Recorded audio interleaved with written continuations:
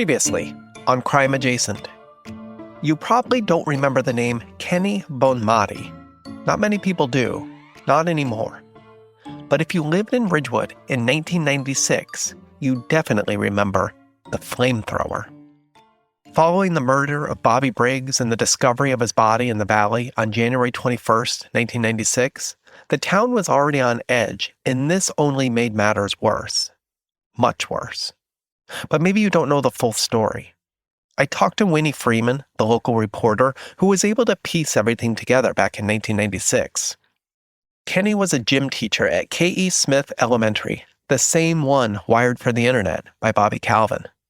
Kenny was late 50s, quiet guy, nice, kind, actually invented an early form of pickleball for rainy day PE classes. Kids liked him, loved him, actually. They'd applaud him at every school assembly. He was a hero to them for some reason, probably because he could do more than 5 pull-ups, while the kids gathered around to cheer and chant his name. Kenny, Kenny, Kenny. I actually remember this myself, before I left. Coach Bonmati was a legend among us kids.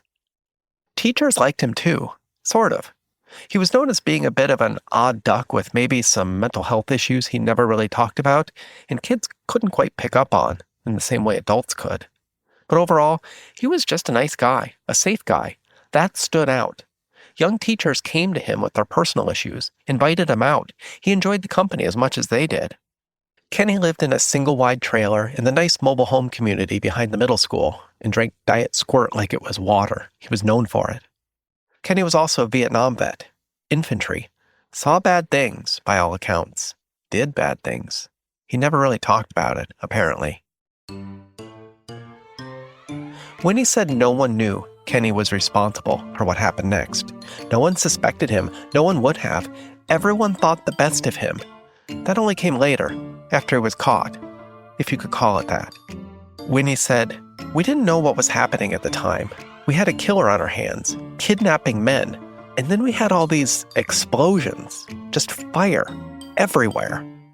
Here's the story. But first, you can find behind-the-scenes bonus information about the show and unlock ad-free listening at our Patreon page, patreon.com/crimeadjacent. And you can also join our true crime and criminal profiling reading group. Think of it as returning to college as an older and wiser student, but with no grades or pressure or homework, only a cool group of curious true crime fans who want to learn together and make sense of the senseless.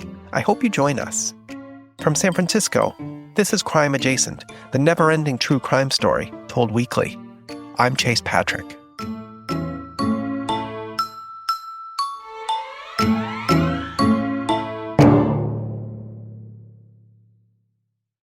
Have you ever been in a group and someone starts laughing and soon everyone is laughing? They can't help themselves. Or maybe you've watched videos of adorable babies laughing and you can't help but laugh yourself. Or maybe you've been to a concert or a sporting event and you get caught up and suddenly you're cheering and dancing around and shouting, swept away with the good vibes and emotions of the crowd. There's a name for this. It's from sociologist Emil Durkheim. It's called collective effervescence. Cool name, I always thought. But what about panic? Yes, I know, panic again. But not moral panic, not just people clutching their pearls over Dungeons and Dragons or satanic cults in suburban basements, or who was cruising at a rest stop. This was panic set on fire, then sprayed with gasoline. Just total mayhem, a contagion of fear and uncertainty. This type of social action has a name as well, several of them actually. Mass hysteria, collective panic, mass psychogenic illness, contagion theory. Something about the crowd and mirror neurons and how panic can pass through from one person to another, just like laughter. And in that kind of panic, reason dissolves. Throughout history, this has led to witch trials, dancing plagues, mystery illnesses, and in Ridgewood, pure, unadulterated madness. The town stopped functioning like a town. For 2 short weeks in 1996, it became something else entirely. Neighbors turned on neighbors. Families turned on each other. Kids snitched on their teachers, hoping to cancel class, probably. Choir moms formed armed mobs and stalked people and broke down doors. One man, Coach Kenny Bonmati, built a homemade flamethrower and lit up the town. Kenny was among the first to flip out, more or less, although he had good reason, sadly. After Briggs was taken, after the newspaper ran that word abducted, after the Whisper Network turned into a roar, Kenny Bonmati snapped. That was the terminology then for what sounded like PTSD, that internal brain response to trauma, something clearly left over from his time in Vietnam. Briggs was abducted Saturday. He was found Sunday. On Monday, the headlines began. There was a killer in town, abducting men, torturing them, killing them. That's when Kenny changed. He missed school that day, didn't even bother to call in sick. No one really noticed or put two and two together. The town was busy with other matters. There was a killer on the loose. According to a story Freeman was able to stitch together, Kenny believed the killer was hiding in the drainage tunnels under town, the old stormwater system built during the WPA days. Everyone suspected he must have thought he was in Vietnam all over again. Tunnels, trapdoors, enemies underfoot, waiting to grab you, torture you, take you to the valley, and stomp you. So Kenny fashioned together what can only be described as a homemade flamethrower. It looked like a leaf blower mated with a propane tank in some makeshift way that was probably entirely unsafe, like it could just explode at any moment. He spent 3 days and nights after the murder of Briggs roaming the sewage tunnels, lighting bursts of flame into the darkness, apparently muttering that he was going to smoke the bastard out. People could hear it, above ground, on the sidewalks and streets, screaming, yelling, banging, fire. I can practically hear what Dr. Tristan Engels would say over at Killer Minds. Transient psychosis, a symptom of PTSD involving temporary auditory and visual hallucinations. Pro tip, y'all, Killer Minds is quite literally the best podcast for forensic psychology and really getting behind the minds of true crime. Take a listen. Eventually, after one of the fires emerged from beneath a street gutter on Elm Street and remained for some time, too long, someone called the fire department.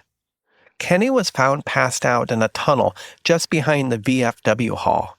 Singed eyebrows, dehydration, mild hypoxia. He was hospitalized, then released, then arrested, then released, and then quietly let go from the school district a month later. Parents whispered, "What if he snapped?" around the kids. When asked why he did it, he said only, "I don't know," and that he was sorry. Kenny was never actually prosecuted for anything. All charges were dropped. No one was actually harmed. He was clearly suffering deeply from mental health issues and abject fear, and police and prosecutors had other things to worry about at the time.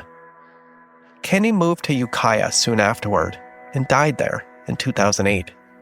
The newspaper said he had won a Medal of Honor during his service, something no one in Ridgewood knew and something he never told anyone.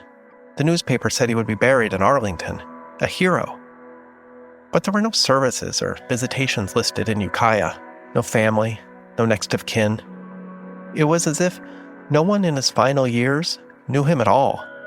No young teachers calling on him for advice, no excited crowds of children hopping around and chanting his name. Kenny, Kenny. Just a lonely military funeral, an entire country away. Taps, maybe. A salute. At least, I hope they gave him that. Kenny, it turns out, was not the only sad, forgotten footnote in this story. Far from it. I'll get to Michelle Diaz soon enough in future episodes. But right now, I'm thinking here of Darla Jean Rodman, a name that still carries a little fear and a little awe, honestly, in Ridgewood. Darla Jean was a homemaker with 3 kids. Her husband died in 1989, leaving her with the kids, a house on Birch Street, jobless, some insurance money, and a mortgage she could barely carry. She got a job at the DMV, sang in the church choir, and founded and led what became known as the Ridgewood Woman's Watch, a sort of PTA meets vigilante posse hybrid formed after Briggs's murder. Like the cops and everyone else in Ridgewood, Darla Jean was convinced the killer was someone in town, a Ridgewood lifer, someone who knew the streets, knew the back roads, knew when people were most vulnerable and where to grab them. So Darla Jean and a group of 5 other women met in her kitchen one night, just a few days after Briggs's death, and they made a list. Pamela Dunn, one of the original members who had the good sense to walk away when things got serious, said, quote, "She was batshit crazy, just lost it. It might have started off like a good idea, but..." Dunn said Darla Jean and the women started milling around town, armed. Pistols, rifles, they all wore tan trench coats and armbands they had sewn together. Soon, it was the thing to do. Within a week, they had 10 members. By the end of the second week, 30. So armed with their guns and their list and their trench coats, they began trailing men around town that they deemed suspicious. They showed up at their workplaces, watching from minivans parked around the block, communicating with their children's walkie-talkies. They sneaked around their houses at night. Darla Jean had a camera with one of those oversized zoom lenses and would snap grainy pictures of men going about their business downtown or at the town Rayleigh's or at Mix's Diner. I asked Detective Jones about the group, and she took a solid 20 seconds to regroup and find the right words. Finally, she said, "I think their hearts were in the right place." That's all she said. Many of these women still live in town. One serves on the school board and has eyes on the city council, a position that would potentially give her some authority over the police department, over Jones. Things spiraled on the night of February 1st, 1996. That's when Darla Jean and one of her members, Giselle Sears, broke into a man's house, Paul Elgin, a night manager at the Rayleigh's. He'd made the mistake of yelling at Darla Jean the week before, telling her to, quote, "mind her own damn business." He immediately became the number 1 suspect. Former member Dunn recalled, Darla Jean was sure it was Paul. She had solved the whole thing all on her own. Poor guy.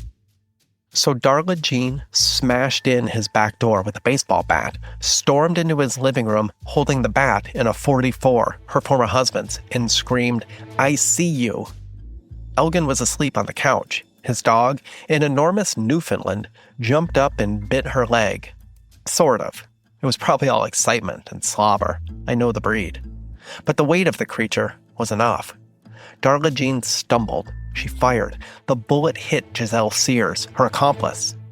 Paul was able to wrestle the gun away and tried to offer first aid to Giselle while Darla Jean curled up in a corner, unsure what to do. I mean, here was her chief suspect, a stone-cold murderer, helping her friend. That didn't add up. Police arrived within minutes. Giselle lived, but was later arrested for breaking and entering, along with assault. Darla Jean was charged with the same, but also with attempted manslaughter. The Ridgewood Women's Watch continued its patrols into the weekend. Darla Jean became their martyr in a way, as some women were sure the police were covering up for Paul Elgin, the main suspect. He had to move away as the harassment continued. Years later, in an interview with the Recorder, Darla Jean said, "I was scared. We all were. I just decided to do something about it. No one else would." Winnie Freeman also interviewed Giselle Sears, who was left with a lifelong limp in her right leg. She said, "No comment, besides that, effing B, and you can quote me." Winnie didn't. Not fully, but she did write enough to let readers get the basic idea. I was really beginning to like Winnie Freeman at this point. The Women's Watch would break up within the year, although the same members later got in touch on Facebook. They all formed a new group, one dedicated to wellness and raw milk and homeopathic vaccines. Many of them joined the local Moms for Liberty group and voted Darla Jean, I kid you not, onto the school board in 2022. For the record, Darla Jean declined to comment for a, quote, "sissy San Francisco liberal podcast," unquote, other than to say, "I know your mama, and I know exactly why you left town, and don't you forget it." It was at this point that I started wondering about the .44 and where it was nowadays, and thought it best just to let it all go. Nikki and I have enough problems. The thing is, these two, Kenny and Darla Jean, weren't anomalies. They were just the most visible examples of what was happening all over Ridgewood. Panic spread like a virus. People stocked up on canned food and ammunition. Like I said in the previous episode, Ralph Tierney at Ralph's Guns and Ammo said they couldn't keep rifles on the shelves. Air guns, slingshots, bows and arrows, giant Rambo knives, they were gone. So were baseball bats. People taped their windows and doors shut. Parents started walking their kids to school, armed. The Women's Watch was the only actual group formed out of this madness, which I always found strange. Like some entrenched social script had been flipped. During the Black Lives Matter uprisings in 2020, cities across the country formed armed, mostly white vigilante groups to patrol downtowns and neighborhoods. I remember one golf course community made a perimeter around a putting green. Like, why? I don't know. The green turned out to be perfectly fine. But the thing is, these groups are usually made up of men, like 95% of the time. Things were different in Ridgewood in 1996. I find it wildly fascinating. Joan said the men in town were too scared to go out, even armed. Joan said she could practically see the fear in their eyes. She said, the killer was targeting men, not women. It was weird. The women almost felt safe, to be honest. They were armed, yes, but they also knew whoever out there was not after them. I asked Pamela Dunn about this, one of the original Women's Watch members who walked away. She offered a chuckle and a faint smile, as if remembering better days. She said, I think that's what attracted a lot of women to the Women's Watch, quite frankly. It's what attracted me. I just couldn't remember the last time I was walking around at night and felt just totally, completely safe. I mean, how absurd. There was an actual killer out there, but all the men were inside, and I remember just feeling free. There was never a formal curfew, not like in Texarkana, but no one left the house after dark, except for a few roaming members of the Women's Watch. It was like the town was under siege. And then came the waiting. Councilwoman B. Macy, then a school board member, told me that was the worst, the waiting.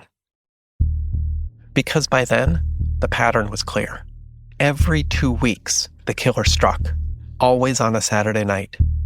Tommy Coulee, Bobby Calvin, then Bobby Briggs, 3 men, each one taken on a Saturday, spaced exactly 14 days apart, which meant all eyes were on the next Saturday in the cycle, February 3rd, 1996. As evening fell that night, it was like an eerie hush settled over the town.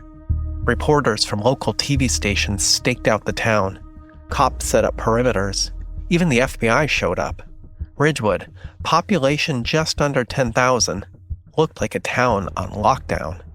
City Councilwoman B. Macy told me it was eerie, like a zombie movie.